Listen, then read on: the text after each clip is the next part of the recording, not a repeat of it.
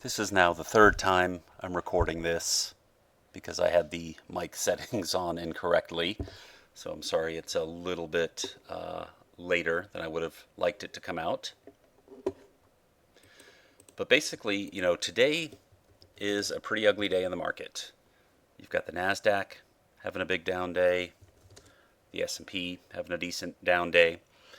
But on days like this, finding pockets of strength are very important because if it shows you where money is flowing on a very bad day.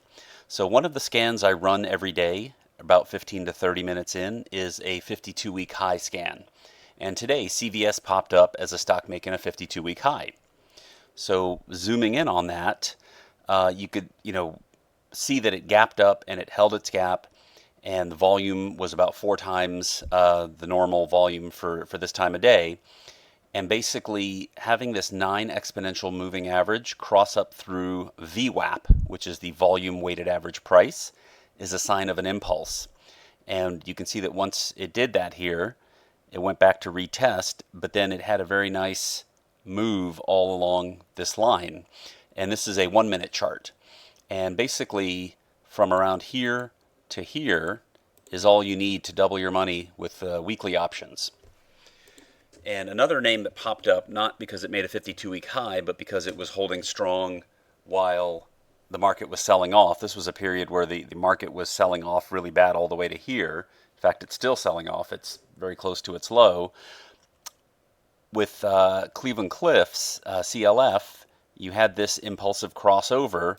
And again, from here to around here was enough to double your money in the weekly options. And what's nice about this is it tracks the 9 exponential moving average really well, so you know exactly when to get out as well. And you can, if we go back to CVS, which did go up here and then broke down, here would be a reasonable place to exit if you hadn't already reached your target. And then you can see it actually is hugging the other side of the line. So the key takeaway from this is really bad market days, down days, give us some key information about which stocks are actually holding strong. And then what typically happens during those days is if there is a consolidation where the market bounces for a few minutes or a few hours, these stocks that held up well even during the selling really get going during those times. So that's the major takeaway from this.